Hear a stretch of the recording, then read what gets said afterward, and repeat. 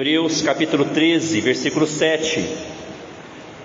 Lembrem-se dos seus líderes, os quais pregaram a palavra de Deus a vocês. E considerando atentamente o fim da vida deles, imitem a fé que tiveram. Jesus Cristo é o mesmo ontem, hoje e para sempre. Não se deixem levar por doutrinas diferentes e estranhas, porque o que vale é ter o coração confirmado com graça e não com alimentos, que nunca trouxeram proveito aos que se preocupam com isso. Temos um altar do qual os que ministram no tabernáculo não têm o direito de comer, pois aqueles animais cujo sangue é trazido pelo sumo sacerdote para dentro do Santo dos Santos, como sacrifício pelo pecado, tem o corpo queimado fora do acampamento. Por isso, também Jesus, para santificar o povo pelo seu próprio sangue, sofreu fora da cidade. Saiamos, pois, a ele fora do acampamento, levando a mesma desonra que ele suportou. De fato, não temos aqui cidade permanente, mas buscamos a que há de vir, por meio de Jesus. Pois ofereçamos a Deus sempre sacrifício de louvor, que é o fruto de lábios que confessam o seu nome. Não se esqueçam da prática do bem e da mútua cooperação, pois de tais sacrifícios Deus se agrada. Obedeçam aos seus líderes e sejam submissos a eles, pois zelam pela alma de vocês, como quem deve prestar contas. Que eles possam fazer isto com alegria e não gemendo. Do contrário, isto não trará proveito nenhum para vocês. Vamos orar? Senhor Deus, obrigado pela Tua palavra, Deus. E hoje, Pai, o Senhor sabe, é um texto que, como muitos dizem, eu entendi, mas é difícil explicar. Mas que o Senhor me dê graça e os irmãos possam sair daqui cheios da palavra do Senhor. Que nós possamos sair hoje dispostos a ir para fora do acampamento, fora da cidade, naquele lugar de desonra. Então fala, Pai, pelo Teu Espírito Santo.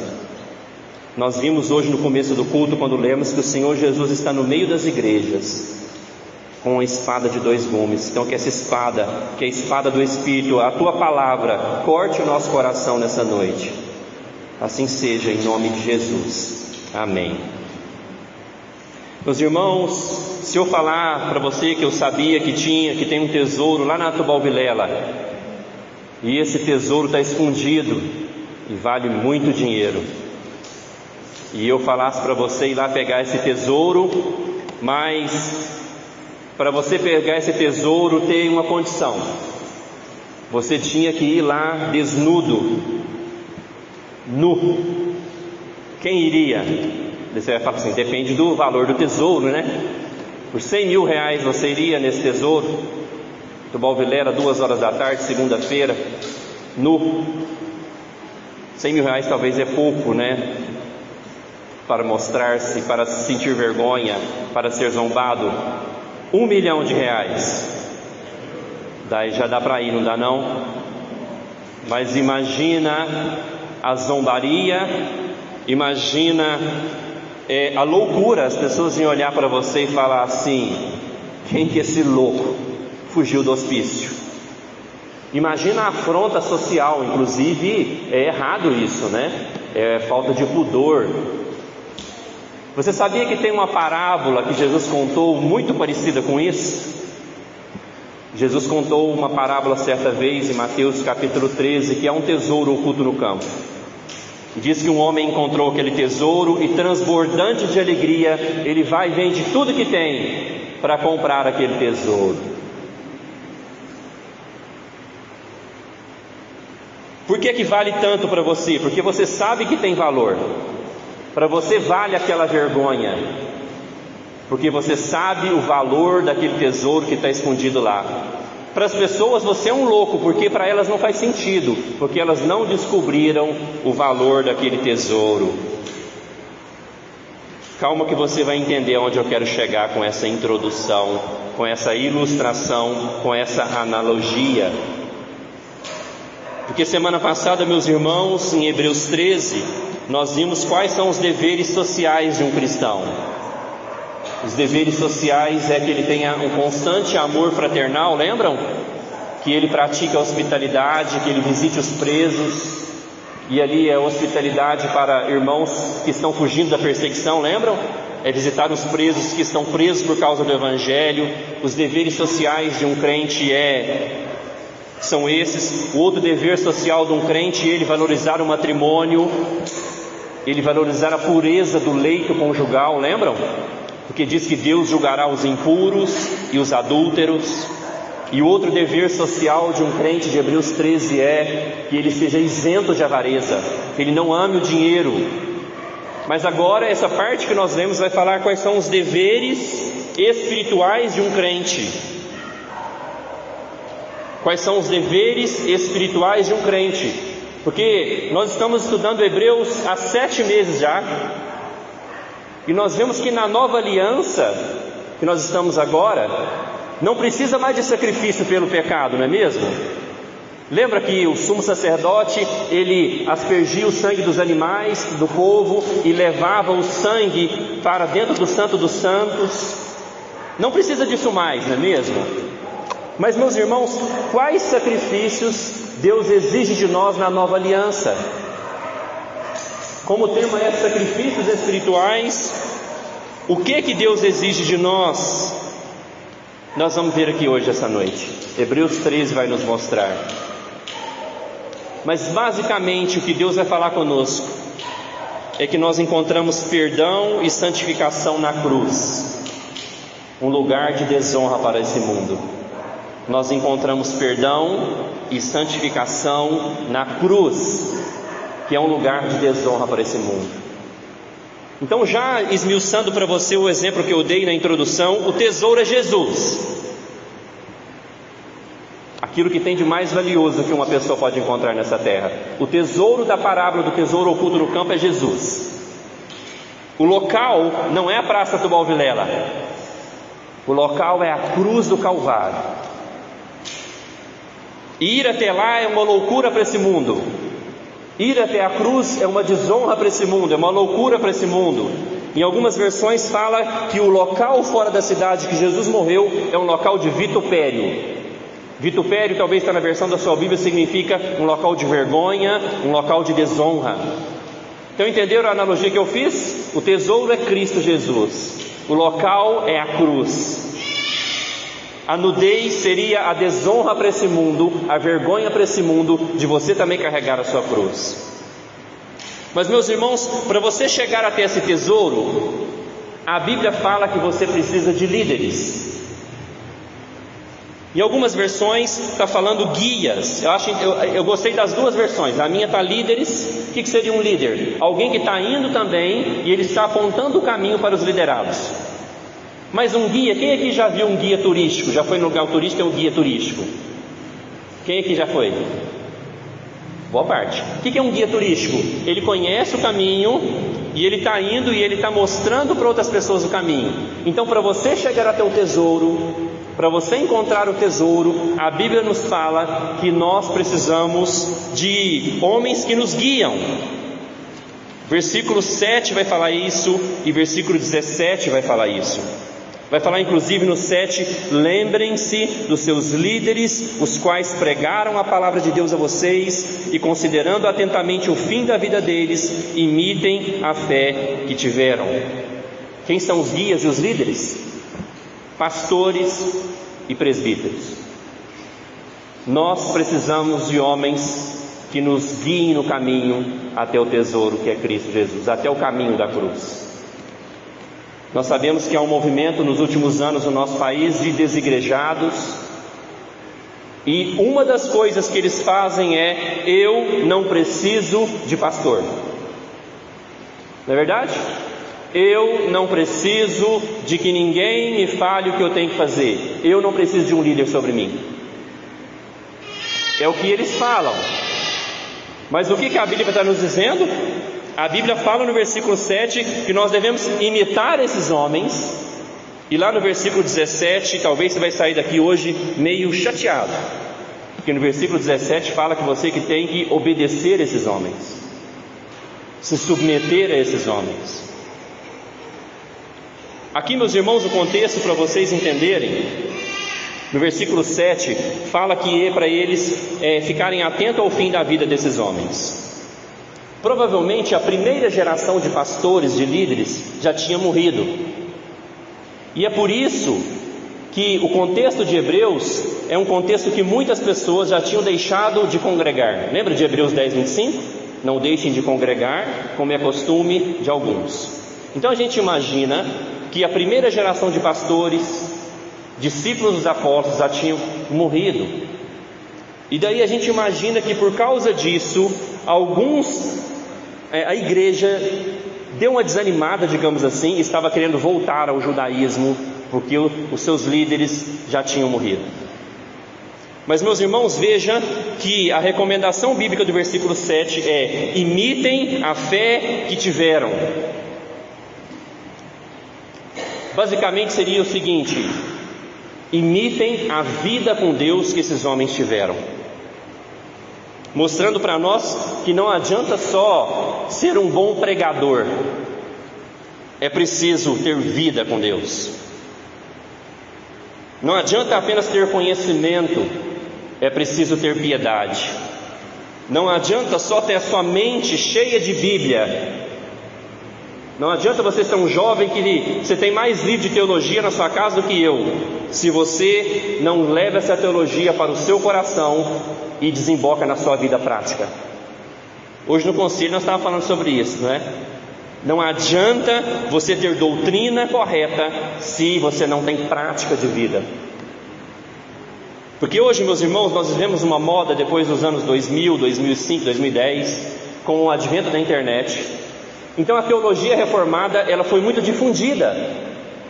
Homens como Augusto Nicodemos, Hernandes Dias Lopes, eles levam muita gente para a igreja presbiteriana. E muita gente tem conhecido boa teologia, teologia reformada. Mas, meus irmãos, se não gera vida, não resolve o seu conhecimento. Porque fala aqui para a gente imitar homens que pregaram a palavra, mas para olhar também para o fim da vida deles. Se é para imitar, então você também, não apenas eu, você também tem que encher a sua mente e o seu coração da palavra de Deus. O conhecimento que você tem da palavra de Deus tem que gerar vida, tem que gerar mudança. Então nós perguntamos o seguinte: você é reformado? Amém. Mas você cumpre os deveres sociais de Hebreus 13? Você tem, quando fala no versículo 1, um constante amor fraternal? Você está disposto a abrir a sua casa para a hospitalidade, como fala o versículo 2 de Hebreus capítulo 13? Você está disposto a honrar o casamento, ou seja, a se manter puro até o casamento, e depois do casamento manter a pureza do leito conjugal, como fala Hebreus 13, versículo 4? Não adianta ter conhecimento se não desemboca na vida, na santidade, na pureza, na prática. Então, meus irmãos, a recomendação é: imitem homens líderes que tiveram vida. Depois do versículo 8, ele vai falar sobre Jesus. Ele fala: Jesus Cristo é o mesmo ontem, hoje e para sempre. Ou seja, se os pastores já velhos da igreja começaram a morrer, não era para eles desanimarem ou deixarem a igreja, porque o verdadeiro pastor, o verdadeiro guia, o verdadeiro líder vive para sempre. Quem é ele? O Senhor Jesus Cristo. Mostrando que a nossa vida, embora deva imitar homens, eu devo olhar para o grande pastor. Eu devo buscar imitar o grande pastor. E se os líderes da igreja antiga morreram ou deixaram, Jesus Cristo continua pastoreando a sua igreja. Ele é o mesmo ontem, e hoje e para sempre. Esse versículo também é importante para mostrar que Jesus é Deus. Porque se Ele vive para sempre, só Deus vive para sempre, só Deus sempre existiu. Hoje na IBD nós estudamos sobre a Santíssima Trindade. Então o encorajamento para eles era: não precisa desanimar porque os líderes antigos já tiveram o final da sua vida, porque o verdadeiro líder está vivo, é o Senhor Jesus. Mas, meus irmãos, eu quero pular agora para o versículo 17, que o versículo 17 fala: obedeçam aos seus líderes e sejam submissos a eles, pois zelam pela alma de vocês, como quem deve prestar contas. Que eles possam fazer isso com alegria e não gemendo, do contrário, isso não trará proveito nenhum para vocês. Achei interessante, meus irmãos, ao falar dos líderes da igreja, que eles zelam pela alma de vocês. Pregadores, pastores, presbíteros, eles são, na verdade, podemos chamar assim, de zeladores de alma. Eles cuidam da eternidade da igreja. E a gente, sempre que vai num especialista, a gente ouve os especialistas. Se você vai num médico, você vai ouvir as recomendações daquele médico, não é mesmo? Se você vai num psicólogo, você vai ouvir as recomendações do psicólogo. Outro dia eu discutindo com um amigo meu que é educador físico, personal trainer, e eu falando: não, é melhor fazer exercícios dessa maneira, eu tenho experiência, eu acho que é melhor assim. Ele falou assim: Gabriel, quem que é o personal trainer aqui? Quem que estudou para isso? Falou: você está certo, tem que dar ouvido para você. A gente sempre dá ouvidos, meus irmãos, para os especialistas. Eu, quando tenho alguma dúvida na área de direito, eu vou lá no Edson. Eu chego lá na porta: eu quero falar com o doutor Edson. E daí essa semana eu fui lá perguntar para ele algumas coisas. Falei: Edson, o que você está achando? Estou fazendo assim, assim, assado. Ele falou assim: você está fazendo tudo errado. Aí mesmo, doutor? Porque quem que é o especialista? É o advogado. Eu não entendo como ele. Mas, meus irmãos, quando nós falamos de zeladores de almas, muitas vezes eles são menos respeitados do que os zeladores do corpo e dos nossos bens. Geralmente nós respeitamos mais zeladores do nosso corpo e zeladores dos nossos bens do que zeladores da nossa alma. Para você ter uma ideia, o maior pregador do século XX, chamado Dr. Martyn Lloyd-Jones. Quem já ouviu falar esse nome? Ele é doutor, não é porque ele foi doutor em teologia, não. Ele se tornou pastor, mas antes ele era médico. E ele, ao receber o chamado de Deus, ele falou que preferiu atender o chamado de Deus, porque ele ia cuidar de um doente. Aquele doente voltaria a ficar doente um dia e morreria, mas se ele cuidasse das almas, ele seria um cirurgião das almas, para que elas fossem para a eternidade. Então, meus irmãos, o trabalho principal de um pastor, de um pregador, de um presbítero, é zelar pela alma das pessoas. E veja, meus irmãos, o versículo 17 fala que nós vamos prestar conta sobre isso. O versículo 17, o final dele fala: com quem devem de prestar contas. Um dia o verdadeiro pastor, eu meditando nesse texto, eu fiquei imaginando assim: Jesus vai chegar em mim e vai me perguntar. Fiquei até com medo, né? Jesus pega no meu colarinho assim, né? Querendo falar sério comigo. Jesus vai me perguntar: Gabriel, por que fulano não progrediu na fé? Gabriel, por que fulano deixou a igreja? Gabriel, por que você não cuidou de fulana? Meus irmãos, eu pensando sobre isso, eu falei assim: Jesus, eu vou me defender. Eu vou me defender, talvez eu vou ter que falar assim: Jesus, fulano não me respeitou, não reconheceu a minha autoridade. Eu vou me defender, eu tenho que me defender, não é não, gente? Eu vou falar assim: Jesus, alguns não creram mais na sua palavra.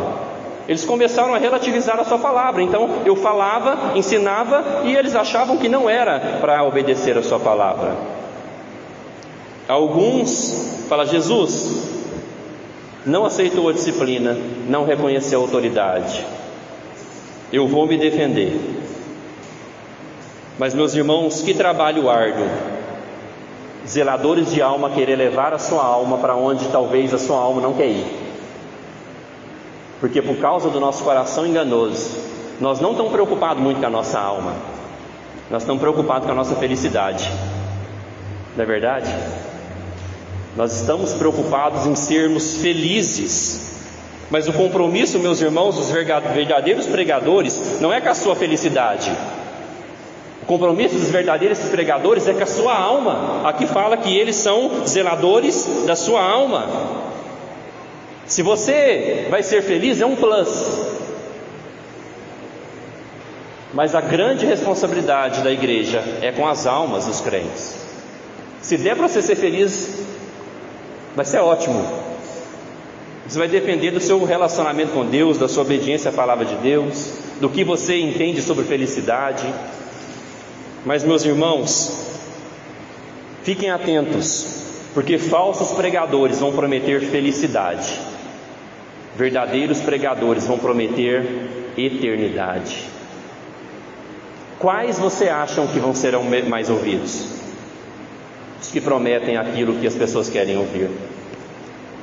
O apóstolo Paulo falou para Timóteo que no fim dos tempos as pessoas terão coceira nos ouvidos para ouvir falsos ensinos e falsos mestres, que prometem felicidade, mas o verdadeiro pregador, ele promete eternidade, porque está preocupado com a sua alma.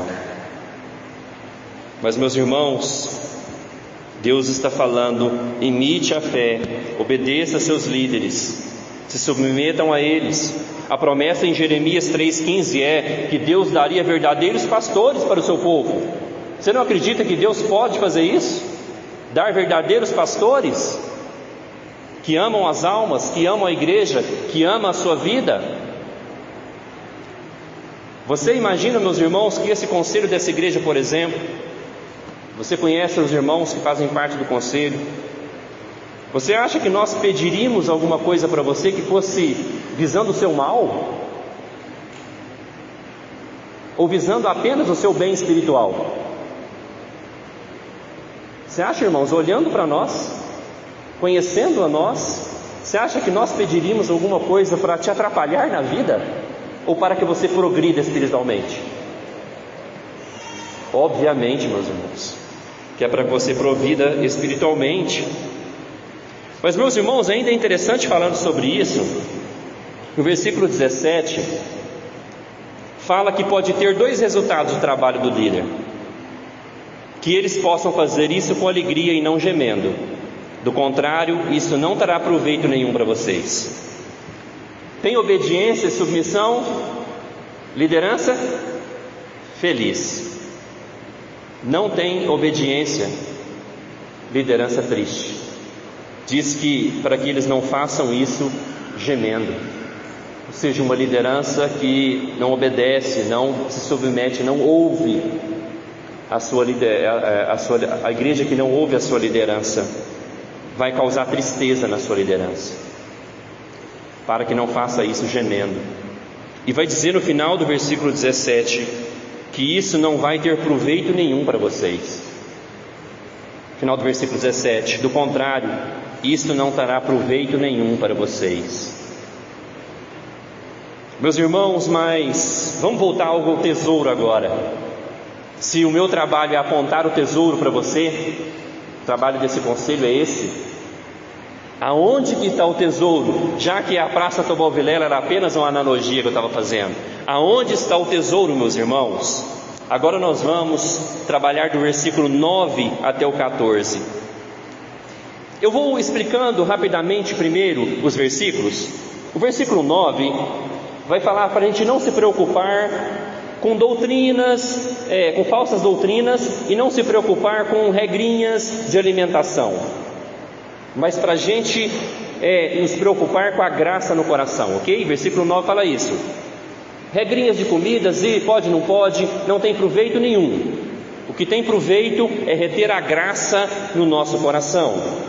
Versículo 10 vai falar que nós temos um altar que a religião, no caso da religião judaica, não podia comer. Certo?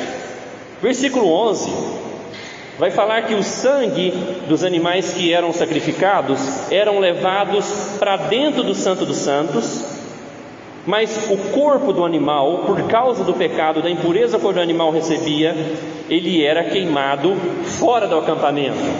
A carne do animal impura tinha que ser queimada fora do acampamento. O sangue do animal, que simbolizava o perdão dos nossos pecados, era levado para dentro do Santo dos Santos. Esse momento é importante, irmãos, preste atenção aqui para você entender essa parte. E no versículo 12 fala que Jesus, ele foi para santificar o povo pelo seu próprio sangue, sofreu fora da cidade. O Calvário era fora da cidade. Daí no versículo 12 fala porque Jesus fez isso, porque Jesus não morreu para santificar o santuário terreno. Jesus morreu para santificar o santuário celestial. Hebreus 9 fala isso e nós já estudamos. Daí, meus irmãos, no versículo 13 vai falar para eles e para nós, para a gente também sair para fora do acampamento, levando a mesma desonra que Jesus suportou. Esse é um resumo, calma que eu vou explicar agora. O resumo, meus irmãos, é que nós temos um altar. O altar é Cristo Jesus. E de que aqueles que ministram no tabernáculo, eles não têm o direito de comer. Porque os levitas, eles comiam parte das ofertas e dos animais que eram sacrificados. Mas nesse altar, que é Cristo Jesus, os ministros da religião judaica não têm o direito de comer. O altar é Cristo, o altar é a cruz. O resumo, meus irmãos, de 9 a 14 é que a religião sem Cristo, ela não tem poder nenhum para nos salvar e para nos santificar.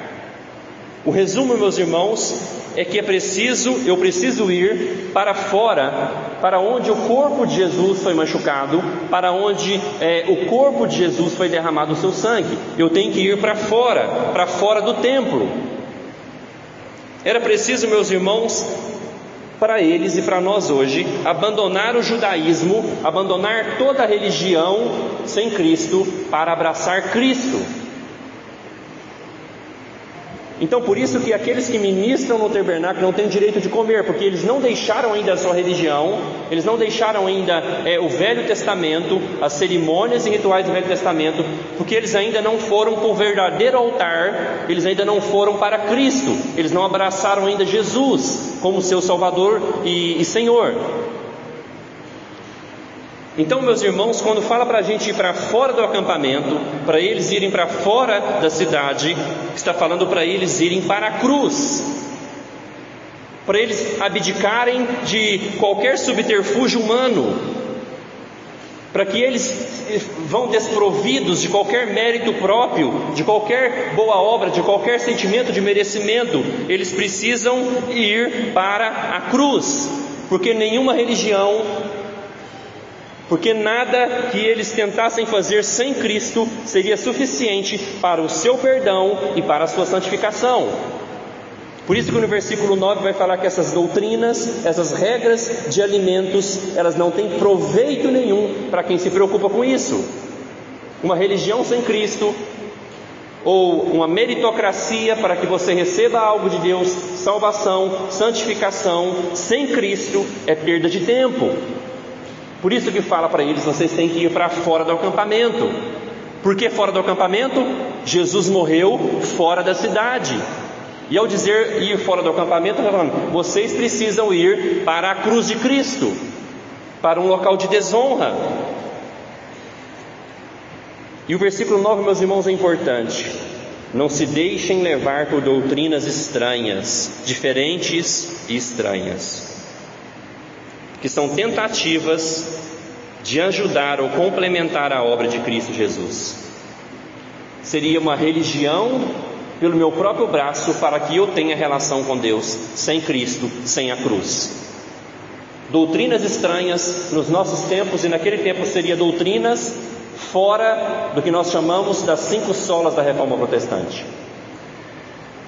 Sem Cristo, sem a graça de Deus, sem a fé, sem o solo Escritura, tudo isso são doutrinas estranhas. Meus irmãos, há muito disso nos nossos tempos. E dentro do templo, regras de alimentação não têm poder para nos salvar e nos santificar. Então, para onde que nós devemos ir? Aonde que está o tesouro? está fora do acampamento. O tesouro que nós devemos ir é para a cruz de Cristo. É lá que tem todo o poder de Deus para nosso perdão e para nossa salvação. É da cruz de Cristo que emana o poder de Deus para nos salvar, para nos santificar, para nos reconciliar com Deus. Sem a cruz de Cristo não adianta a sua melhor religião, não adianta as suas melhores obras. Nós devemos ir para fora do acampamento. Mas, meus irmãos, por que o autor de Hebreus fala que era um local de desonra? Porque a cruz, meus irmãos, era um local de vergonha. A cruz para os romanos era um local de vergonha, um local de homens malfeitores. Então, quando fala para a gente ir para um local de desonra e vergonha, é porque a cruz foi um local de vergonha para Cristo. Porque era um local, era uma crucificação, um tipo de morte de apenas para homens maus, malfeitores. E foi tanto um local de vergonha para Cristo, que eles tiraram as vestes de Jesus na cruz. Jesus ficou, como eu falei para você ir para Tubal Vilela buscar o seu tesouro. Depois de tirarem as suas vestes, vestiram sim um manto nele para o cobrir. Meus irmãos, todos então que vão para a cruz, versículo 13 fala que serão desonrados por esse mundo. Acompanhe comigo o versículo 13. Saiamos, pois, a ele fora do acampamento, levando a mesma desonra que ele suportou. A mesma desonra que Jesus suportou fora do acampamento na cruz, nós somos chamados para ir para lá. Em 1 Coríntios 1,18 diz que a cruz é uma loucura para os que se perdem, mas para nós ela é o poder de Deus. Por que a cruz é uma loucura para esse mundo, meus irmãos? Porque a cruz ela vai falar que Deus odeia o pecado, porque ali naquela cruz Jesus foi castigado pelo nosso pecado. A cruz é uma loucura e ofende esse mundo, porque ela fala que todos nós somos pecadores. A cruz é uma loucura e ofende esse mundo, porque ela diz que só Cristo Jesus salva. A cruz ela afirma somente Cristo, como está escrito aqui. A cruz ela afirma somente a graça, somente a fé em Jesus nos salva. A cruz de Cristo, meus irmãos, abraçar ela é uma desonra para esse mundo, porque esse mundo confia em si mesmo. Esse mundo acha que pelas suas obras pode se salvar. Esse mundo não se acha pecador. Esse mundo não acha que precisa obedecer a Deus. Por isso, meus irmãos, que a cruz é um local de desonra, é um local de vergonha. E todo aquele que vai para a cruz, o chamado é que ele receba a mesma desonra que Jesus suportou. Então hoje eu falo, vá para fora do acampamento. Não se preocupe com a desonra deste mundo em obedecer a Cristo. A propósito, o versículo 13 está nos falando que ser cristão de verdade tem que nos custar alguma coisa. Ser um cristão genuíno tem que nos custar alguma desonra. Se eles não acham que nós somos loucos ou que nós somos desequilibrados de alguma maneira por confiar só em Cristo, alguma coisa está errada conosco. Se esse mundo não nos estranha, pode ser preocupante. Mas se esse mundo nos estranha, o versículo 14 fala que nós não devemos nos preocupar, porque o versículo 14 fala, de fato, não temos aqui cidade permanente, mas buscamos a que há de vir. Para os cristãos hebreus, custou a liberdade, porque esse mundo, meus irmãos, ele está dentro da cidade. Esse mundo está dentro da sua religião, das suas boas obras. Mas o cristão é chamado para sair fora desse mundo, ir para o local de vergonha e desonra onde Cristo suportou o nosso pecado. Nós somos chamados para ir para a cruz de Cristo. Loucura para esse mundo. Mas, meus irmãos, vamos falar agora quais são os sacrifícios espirituais que eu falei no começo, que Deus deseja de nós hoje. Quando nós vamos para a cruz, para fora do acampamento, nós abraçamos Jesus, o que Ele exige de nós hoje? Já que nós não precisamos mais do sumo sacerdote levar um sangue dentro do Santo dos Santos por causa do nosso perdão, Jesus já fez isso fora do acampamento. Por que nós não precisamos hoje mais, queimar aquele animal fora do acampamento, simbolizando ali a impureza do nosso pecado sendo queimada? Porque Jesus já fez tudo isso por nós. O que Deus espera de nós hoje? Quais são os sacrifícios que Ele espera de nós? Um deles eu já falei: respeitar e obedecer os líderes. O segundo está no versículo 15, que diz assim: por meio de Jesus, pois ofereçamos a Deus sempre sacrifício de louvor, que é o fruto de lábios que confessam o seu nome. O que Deus exige de nós hoje como sacrifício no seu culto? Ele exige de nós louvor, mas Ele chama de sacrifício de louvor, sacrifício de lábios que confessam o seu nome. O que Ele está falando? Ele exige que nós cantemos louvores a Ele. Mas, meus irmãos, vai chamar o período de louvor a Deus de sacrifício. Sacrifício é algo, meus irmãos, que tem que nos custar algo. O nosso culto a Deus tem que nos custar algo. Nós não precisamos mais fazer alguma oferenda pelo nosso pecado, não precisamos mais fazer uma promessa para receber perdão, dar oferta para receber perdão. Não, tudo isso não. Igrejas que estão pegando isso estão pregando um falso evangelho. Mas há sacrifícios que Deus espera de nós, e aqui no versículo 15 fala que Ele espera de nós sacrifícios de louvor.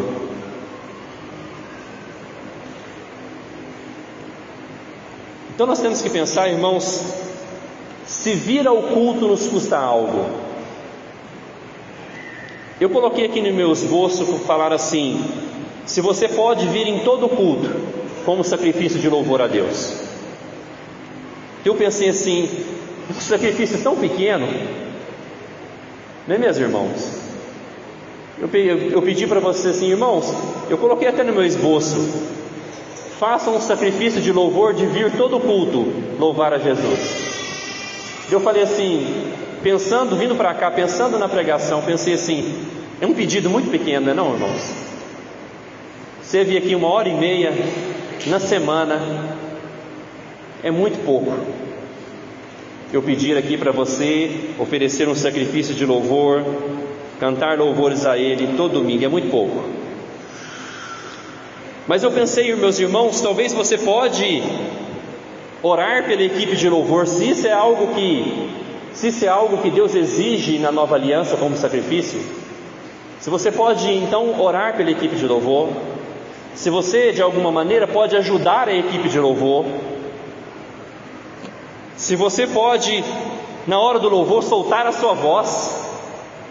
Aquela última música eu fiquei até um pouquinho engasgado aqui, porque eu soltei a voz e eu gostei que a igreja estava toda cantando. Você pode soltar a sua voz como sacrifício de louvor a Deus. Você pode orar pela equipe de louvor. Se você tem algum dom, você pode ajudar a equipe de louvor. Eu vou colocar no meu esboço de novo: você pode vir em todo culto, sabendo que Deus exige esse sacrifício na nova aliança, lábios que confessam o seu nome. Você pode se preparar para o culto, irmãos? O que seria se preparar para o culto? Durante o dia você dedica um tempo para se preparar para o culto à noite? O que seria isso? Você dedica um tempo para oração, para orar pela igreja, para orar por você, para orar pelo pregador, para orar pela equipe de louvor. Você pode se preparar para o culto?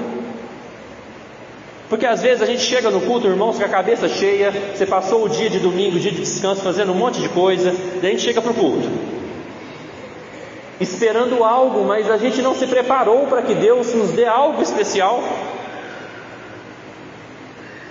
Quanto tempo você não faz um jejum no domingo para cultuar a Deus à noite? Isso é um sacrifício de louvor, não é verdade? Eu lembro, meus irmãos, quando eu me converti, para a glória de Deus, para que você me imite, né? Versículo 7 fala para imitar os líderes. eu vinha para a igreja às 6 horas da tarde e ia lá para a salinha das crianças. Eu ia orar e ler a Bíblia pelo culto. Eu já fiz isso inúmeras vezes. Você pode chegar mais cedo? Chegar mais cedo para quê? Para orar pelo culto, para orar pela equipe de louvor, para orar pelo pregador, para orar pelos visitantes, para orar que a palavra de Deus penetre os corações, para orar que tudo corra bem. Sacrifícios de louvor Deus exige. Segunda coisa, meus irmãos, versículo 16 fala: não se esqueçam da prática do bem e da mútua cooperação, pois de tais sacrifícios Deus se agrada. Agora vai falar de algo que Deus exige de nós na nova aliança, é a prática do bem. Veja que Deus não exige mais sacrifícios de animais, não exige mais cerimônias do Velho Testamento. O que agrada a Deus hoje em dia? Fazer o bem, ajudar uma pessoa. Eu fiquei imaginando o que eu poderia sugerir para os irmãos. Fazer o bem, sei lá, talvez você está lá na padaria e vai comprar o seu pão e tem alguém na fila atrás e você olha e fala assim: hoje eu vou pagar o seu pão. A pessoa: como assim você está pagando? Deus me mandou, quero pagar o seu pão hoje. Talvez, sei lá, você tem um vizinho, daí você leva um bolo para ele. Vamos falar de algo que não custa dinheiro, né? Talvez você está apertado. Daí você pega e fala assim: qual que seria a maior prática do bem para alguém? Levar a palavra. Daí você liga para um amigo ou um parente seu e fala: olha, essa semana eu quero levar a palavra para você, quero orar pela sua vida, posso te fazer uma visita? Prática do bem. E depois, meus irmãos, fala que Deus se agrada também da mútua cooperação. O que é a mútua cooperação? Cooperar com algo. Maridos, cooperem com as suas esposas. Filhos, cooperem com as suas mães. Coopere no seu trabalho, fazendo algo que talvez não é pedido para você. Coopere com as pessoas. Coopere na igreja. Diz que é uma mútua cooperação. Eu coopero, você coopera. E meus irmãos, diz que Deus se agrada dessas coisas. Eu não sei se você percebeu, a nossa entrada ali da igreja estava toda descascando. Estava feio, estava descascando a parede por causa da umidade. Dessa semana teve um irmão, um diácono, passou alguns dias aqui, arrumando a parede, lixando a parede, arrumando a parede, pintando a parede. Olha o tanto que está bonito lá na frente. O que é isso? Cooperação. Está vendo o que Deus pede para nós na nova aliança? Louvor, prática do bem e mútua cooperação. Coopere na igreja com alguma coisa, porque, meus irmãos, disse que isso agrada a Deus, e são esses sacrifícios que Ele exige de nós. Nós vimos então que hoje devemos obedecer aos líderes, e se você deve me obedecer, hoje eu tenho uma ordem para você: vá para fora do acampamento. Vocês estão entendendo? Vá para a cruz de Cristo. Não confie na sua religião, não confie nas suas boas obras, no seu mérito. Você quer perdão, santificação, você quer restauração de vida? Vá para a cruz de Cristo. Esse é o caminho que eu como guia te dou. Vá para Cristo Jesus. Encontre lá perdão, encontre lá santificação, encontre lá pureza, encontre lá uma nova vida, encontre lá ânimo para servir a Deus. Está desanimado? Vá para a cruz de Cristo. Vá para fora do acampamento.